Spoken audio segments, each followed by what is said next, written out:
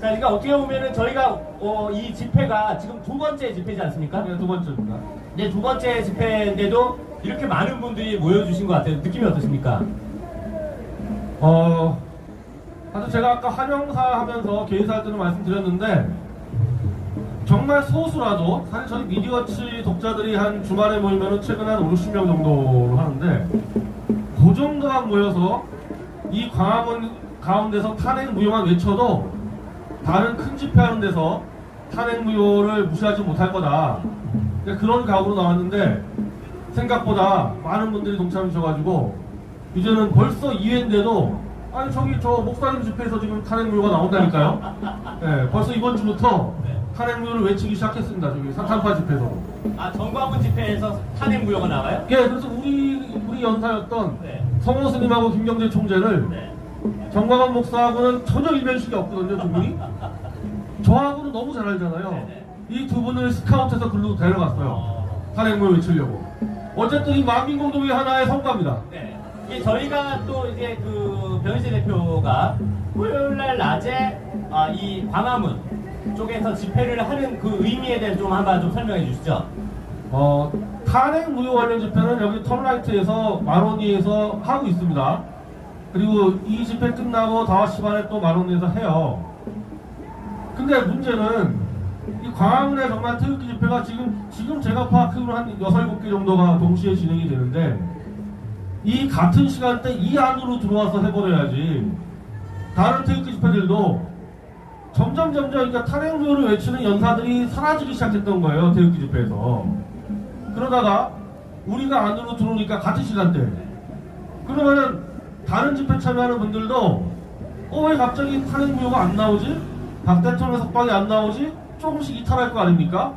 그러면 그 청중들을 잡으려고 갑자기 또 탄핵 무효 연사들이 지금 또 몸값이 올라갔어요. 그래서 꼭 그때인지 모르겠지만 1차 만민공동회를 같이 도와줬던 유영희 박사하고 정중일 변호사 지금 북풍 가서 연설합니다. 탄핵무효 연설하고 있어요. 그리고 1차에 나왔던 성호 스님 저기 사탄파 집회 가서 탄핵무효 얘기하고 광화문에 2시에 들어와야지만 그 효과가 있었기 때문에 좀 욕먹을 각오가 그리고 들어왔습니다. 이게 어떻게 보면은 이 광화문이라는 또 상징성이 좀 있지 않습니까? 좀 여러분들도 어떻게 보면은 뭐 누가 무슨 어떤 그 뭐 전광훈이 어떻고 누가 뭐 어떻고 이런 걸 떠나서 대부분 광화문이라는 그 상징성 때문에 그동안 좀 모인 게 아닌가 이런 생각 좀 듭니다. 예, 그렇습니다. 그래서 저희도 이제 마로니에 집회를 저희가 뭐 일정을 좀 바꾸어서라도 광화문 쪽으로 지금 들어올까 지금 이제 변 대표하고 또 상의하고 있고요. 예, 의미 있네요. 제가 그냥 매일같이 들어오라고 협박을 하고 있어요. 왜냐하면 턴라이트 정도가 강하면 같이 들어와 버리면요 이제 우리 탄핵무효 세력을 누가 괄시하겠어요? 지금까지 제가 집회 때 괄시를 받았어요. 저조차도 탄핵무효 외친다고. 아니 사실은 변희재 대표가 저한테 거의 협박했어요. 저희가 이 그 변희재 대표가 이제 이번으로 두 번째 집회인데 이 만민공동회, 이 만민공동회라는 이름을 지은 그 이유에 대해 좀 설명 좀 해주시죠. 그 이승만 대통령이 만민공동회에 23살 때 최고의 연사로서 활동했다는 것을 사실은 우리 보수 진영도 잘 몰라요. 왜냐하면 교과서에서 말살해버렸기 때문에 다들 만민공동회 하면은 독립협회 서재필 박사나 이런 식으로 이해를 하고 있습니다. 그래서 뭣도 모르고 김제동이 만민공동회 주역이 이승만 대통령이었다는 걸 모르고 자기가 사기 탄핵 촛불 집회할 때 만민공동회를 써먹었어요. 그러니까 자기들끼리 속은 거예요. 자기들끼리도 하도 역사를 날조 욕하다가. 근데 모든 역사들을 보면은 만민공동회 주역은 이승만 대통령이고 이승만 대통령이 거기서 뭘 했냐면은 이대로 가면은 나라를 일본에 뺏기겠다. 그래서 고종 정권을 개혁하는 헌의 6조를 관철시켜가지고 만민공동회에서 합의안을 만들어서 고종 황제에게 사실은 아예 압박을 해서 관철을 시켰습니다. 물론 이제 그 보복으로 감옥살이를 했죠. 나중에. 그러니까 저희가 원하는 건 뭐냐면 지금 첫눈이 오기 전에 박 대통령 보고 싶습니다. 첫눈이 오기 전에 박 대통령을 석방시키자. 일단 우리 눈앞에 있는 것부터 관철시키자. 뭐 하나라도. 그리고 첫눈이 오기 전에 김무성, 유승민, 황교안 사탄파 다 척결시키자. 단기 목표를 뭐 하나라도 우리가 도출하자는 그 뜻으로 만민공동화 이름을 지었습니다. 자, 변희재 대표님, 어떻게 보면은 이제 앞으로 이 만민공동회 이제 토요일 날 이제 그 1시부터 이제 사실상 1시부터 시작하는 이 집회 앞으로 어떤 방향으로 좀 이끌 계획인지 좀 말씀 좀 해주시죠.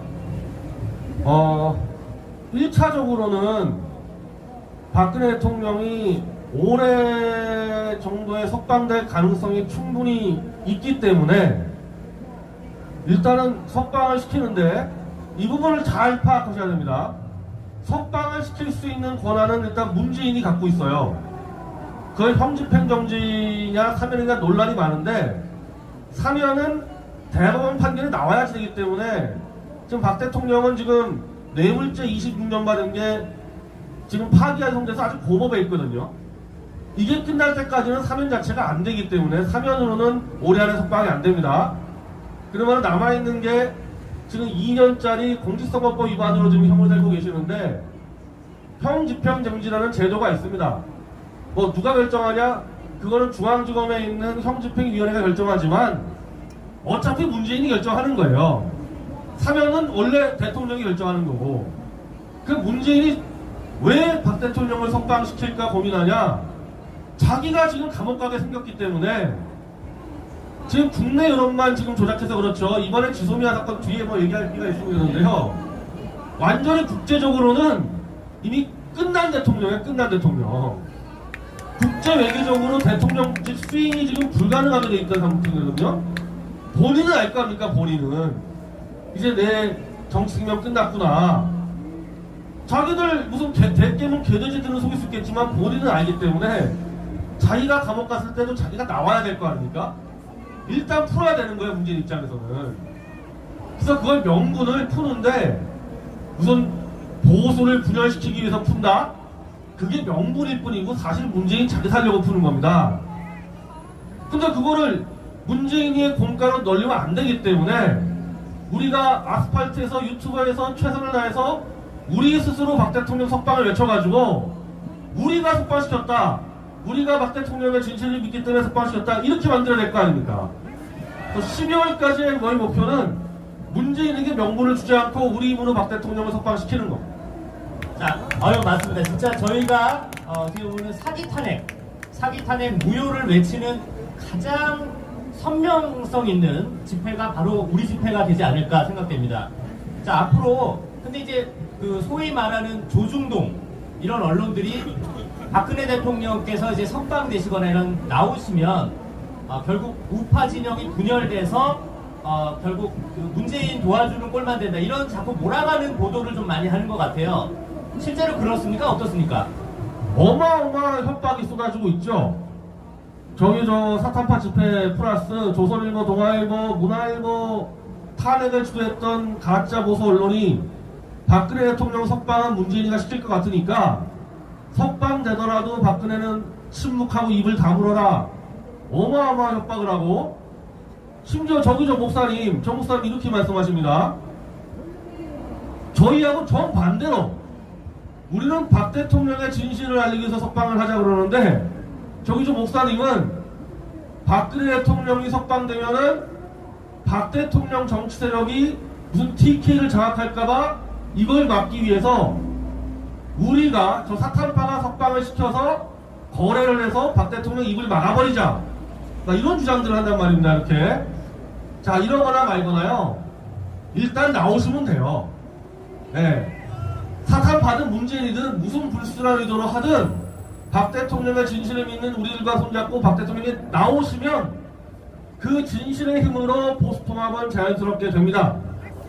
그리고 마지막으로요. 절차적으로 이게 별로 어려운 게 아니라 저 가장 강경하게 탄핵 무효를 하는 정치 세력이 공화당이 얘기하는 탄핵에서 책임 묻겠다는 사람이 5명밖에 안 돼요. 공화당이 얘기하는 사람들이.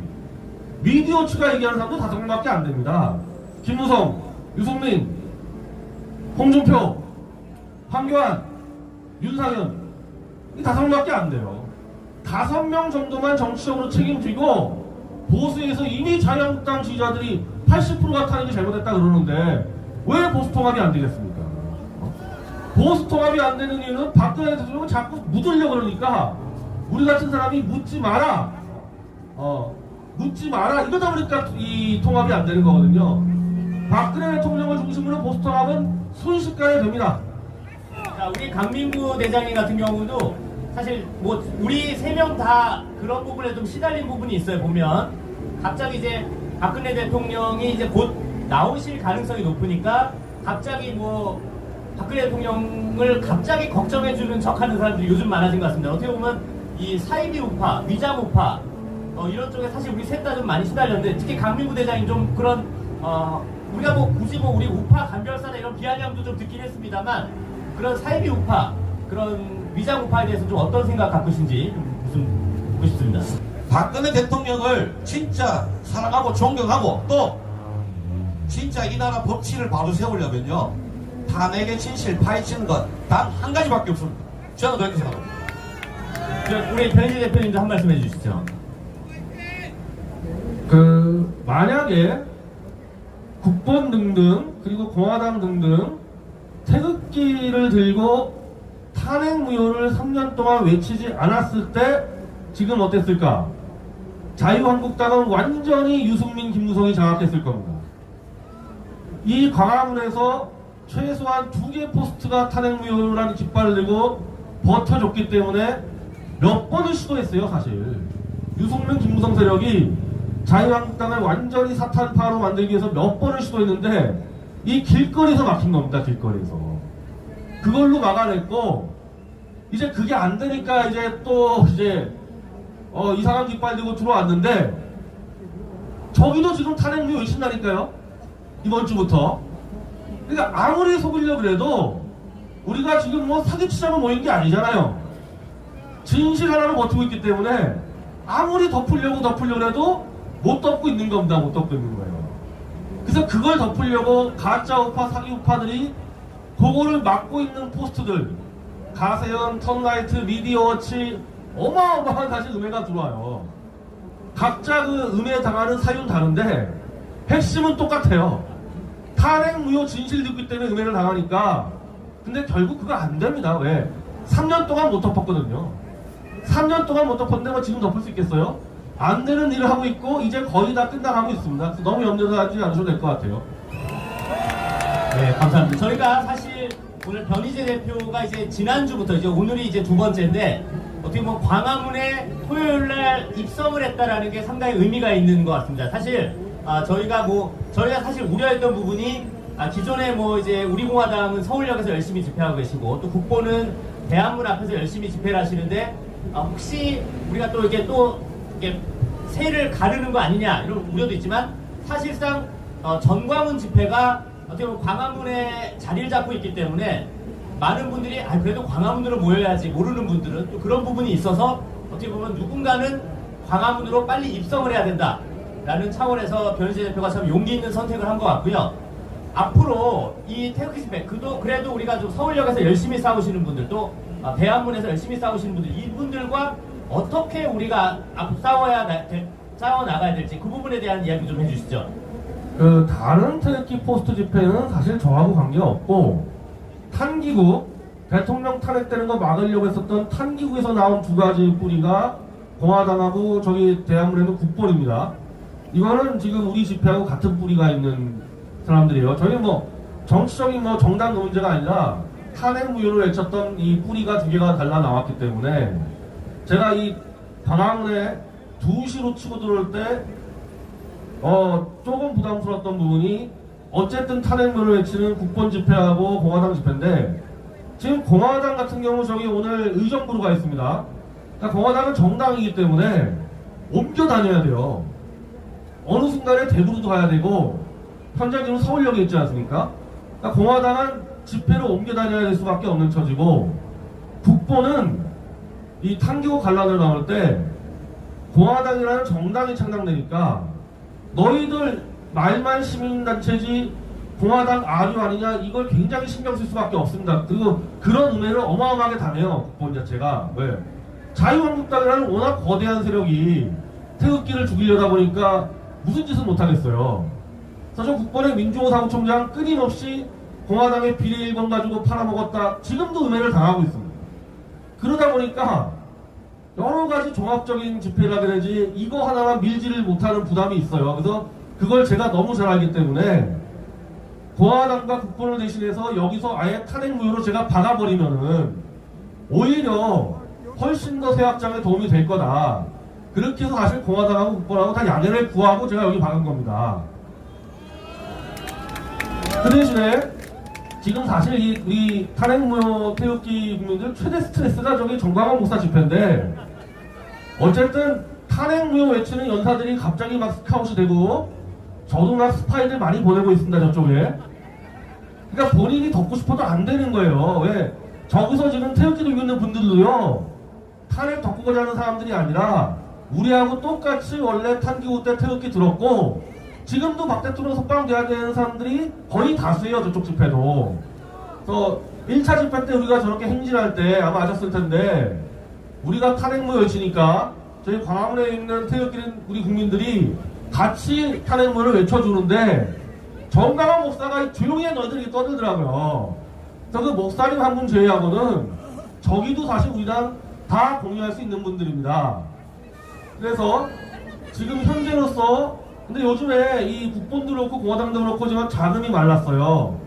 공화당은 저 박원순한테 뜯겨가지고 지금 마르고, 국본은 집회 많이 하다가, 근데 지금 그래서 될지 모르겠지만 12월 9일이 박 대통령을 탄핵시킨 3주년입니다. 국회에서. 그게 김무성, 유승민 짓 아닙니까? 저는 그 국회 의견에 대해서는 저 문재인 쪽은 상관도 안 하는 게, 원래 종북 좌익들은 그랬기 때문에 쟤들은 원래 탄핵시키려는 애들이고 우리도 지금 문재인 탄핵하자 그러고 있지 않습니까? 문제는 이쪽에서 배신한 60명 아니에요. 그 60명만 없었으면 절대 탄핵 안 되는 겁니다. 우리가 그래서 12월 8일 탄핵 3주년에 62명의 탄핵 주범들을 규탄하는 통합태극기 집회를 하자.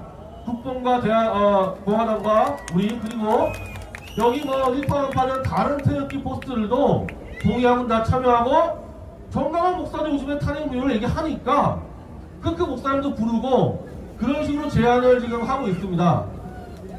굳이 뭐 정광훈 목사까지 부를 필요는 없지 않을까요? 그분은 또 오실 수 있어요. 예, 그렇게 자기 정치적 신념이 강하신 분은 아니에요. 자, 현시 대표님, 이제 어제 이제 그 문재인이가 지소미아 관련해서 마치 뭐 솔직히 자기네가 헛소리하다가 그 망신만 당한 것 같은데 그거에 대해서 좀 얘기 좀 해주시죠. 오전에 제가 집회 오기 전에 이제 조간신문하고 통신사 뉴스를 제가 다 검토했는데, 그 뉴스 절대 보지 마세요. 지소미아 관련 한국 언론 절대 보지 마십시오. 제가 깜짝 놀랐어요. 친문재인 언론 문제가 아니고 중앙, 조선, 다른 보수 언론들도 전혀 이건 사실과 다른 얘기들을 막 쏟아내고 있습니다. 자, 첫 번째 거짓말입니다. 미국의 중재가 통했다고 지금 막 보도하고 있죠. 미국이, 한국과 일본이 지금 지소미아로 갈등 갖고 있는 것을 미국이 중재해가지고 마치 한국과 일본을 서로 양보해가지고 만들었다. 이 보도가 지금 90%인데 이거 다 거짓말입니다. 미국이 일본 쪽에다 얘기한 게 하나도 없어요. 왜? 지소미아는 미국이 박근혜 대통령하고 아베 총리를 묶어서 사드를 배치하기 위해서 만든 거예요. 사드는 뭐예요? 북한의 김정은이가 핵미사일을 쏘면은 이쪽에 있는 미사일로 날아가서 맞추는 거 아닙니까? 미사일로 미사일 맞추는 게 이게 보통 기술이에요, 그게? 그러니까 일본에 있는 5개의 정찰 위성부터 7개의 정찰기, 어마어마한 기능들이 있어요, 일본에. 그 기능을 가지고 한국과 일본이 공동으로 미사일을 탐지해서 사드를 맞추는 거거든요. 그러면은 일반적으로 그걸 누가 깨버렸습니까? 그냥 문재인이가 깨버렸죠. 그럼 미국이 누구한테 얘기해야 돼요? 문재인한테 얘기해야지. 일본한테 할 얘기가 뭐가 있습니까? 그리고 미국 입장에서 사드는 누구를 지켜주려고 갔다는 거예요? 대한민국을 지키려고 갖다 준 거 아닙니까, 사드가? 그럼 도대체 이 나라는 뭐 하는 나라냐? 미국이 자기 돈 2조 원을 들여가지고 대한민국 국민들을 지키려고 사드를 갖다 놨는데, 사드 운영 체계를 무너뜨릴 지소미아를 대한민국의 대통령이 파기해버리고 이거 완전 미친 짓을 한 거 아닙니까 이거를. 미국이 일본에 대한 얘기 하나도 없었던 거예요 처음부터 끝까지 문재인에게 너 죽고 싶냐? 너 죽고 싶냐? 결국 거기에 백기를 들어서 일본 쪽이 지금 취하는 스탠스가 아무것도 없습니다. 그러니까 니네 나라 시키려고 우리가 니네한테 정보를 주는데 내가 왜 너희들 딴 말 들어줘야 돼? 그렇게 해서 결국 문재인이 미국과 일본에 백기 투항을 한 건데 마치 일본에게 양보를 받은 것처럼 지금 엄청난 거짓말 뉴스가 나오고 있고 미국의 중재가 통했다는 거짓말 뉴스가 나와 있고 또 하나의 거짓말 뉴스가 뭐냐? 황교안이 단식 때문에 지금 주소미아를 파기를 못했다. 이것도 거짓말 뉴스입니다. 문재인이 주소미아 파기를 포기하고 백기를 들어놓고 차마 뭐 그 길을 하니 죽창을 들이 그렇게 해놓고서 백기 들었단 말을 할 수가 없으니까 황교안 핑계를 대요. 황교안이 단식해가지고 굶어 죽지 않게 하려고 주소미아 종료를 막았다. 이것도 완전히 거짓말인데 이것도. 그래서 아예 국내 뉴스 보시지 마시고요. 지금 미디어워치가 이제 일본 쪽 뉴스가 번역하고 있거든요. 일본 쪽 뉴스가 가장 정확합니다. 그래서 미디어워치 보셔서 그 주소미아 파기의 진실을 보시지 조선일보고 동아일보도 보지 마십시오. 다 거짓말입니다 지금. 아마도 노벨 보도 문학상이 있으면 우리나라 기자들이 선권해버릴 거예요. 우리 소설을 잘 쓰죠, 소설을. 그러니까 뭐 보도가 아니라 그냥 보도 문학입니다, 문학.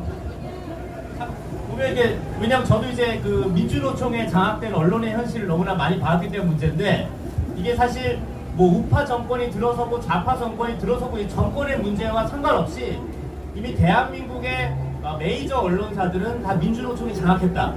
그리고 조중동은 또 민주노총과는 상관은 없다고는 하지만 사실 조중동은 또 조중동 그 자체가 저는 우파가 아니라는 생각을 저는 강하게 갖고 있습니다. 변희재 대표도 좀 그런 거 좀 잘 알고 있지 않습니까?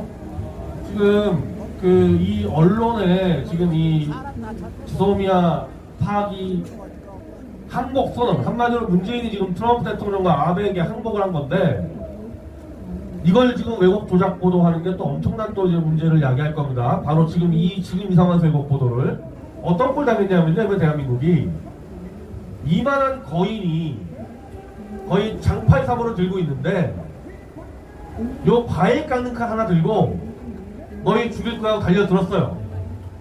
그러니까 미국과 일본은 요만한 게 과일 깎는 칼 들고 덤비니까 어떻게 했겠어요? 야 찔러봐 이랬을 거 아닙니까? 그럼 차라리 찌르던지 찌르지도 못하고 들었다가 그냥 집어넣은 거예요. 그럼 이 자를 어떻게 보겠습니까? 귀엽게 보겠어요? 요거 이거 아무것도 아니네. 과일 깎는 칼이지만 좀 칼 좀 쓸 줄 알았더니 그것도 못 쓰는 놈이네. 이렇게 찍힌 거 아니에요 지금? 언제 어느 순간에 일본이 어떤 식으로 대한민국을 칠지 아무도 몰라요. 미국은 대한민국에 위협되는 나라는 아닙니다. 단지 미국은 대한민국을 포기할까 그게 겁나는 거지만은 일본은 여전히 위협적인데 대한민국 대통령이 지금 호흡을 하는 게 완전 다 드러났어요. 일본 정도는 미국의 묵인 하에 대한민국 경제 한 달이면 무너뜨립니다. 한 달이면. 지금 거의 나라가 바람 앞에 이제 촛불인데 문재인 하나 때문에 5천만 국민의 저기 김정은이까지 포함한 8천만 국민이 일본에 지금 맞아 죽게 생긴 겁니다. 그래서 지금 이 조중동의 보도도 이걸 알려줘야 되거든요, 이 상황을. 근데 문재인 잘했다 그러니까 또 덤비려고 또 과일까지 또 들 거 아닙니까 이거? 큰일 났습니다. 이거 보통 문제가 아니에요. 지금 저희 가로세로 연구소 방송을 현재 6,600분 지금 실시간 시청하고 계신데 어떤 이 시간에 정말 많이 보시는데 아니나 다를까 우리 셋이 나오니까 지금 우파 감별사 3명 나왔네 라고 지금 이야기하는 사람들이 많은데 어느 세력에서 왔는지 제가 뻔히 압니다. 근데 제가 이 말씀을 드릴게요. 자, 그들은 우리를 우파 감별사라고 하면 또 변희재 대표가 또 유명한 그 장명 하나 잘하고 있습니다. 닭대가리 합창단이라고. 그런데 자, 가짜 우파, 사이비 우파, 위장 우파를 지적하는 게 잘못인가요? 근데요, 제가 이 같은 범우파하고 충돌할 때 너는 우파다, 너는 우파가 아니다 이런 말을 해야지 우파 감별사죠. 너는 내가 볼 때 보수가 아니고 너는 우파가 아니다 그런 말을 해야지 뭐 감별사인데 저는 그런 말 한 적 한 번도 없고요. 너 왜 탄핵의 진실을 묻고 가냐? 전 다 그런 식으로 얘기하거든요. 그러니까 탄핵 감별사라고 저를 불러주세요. 우파 감별사가 아니라.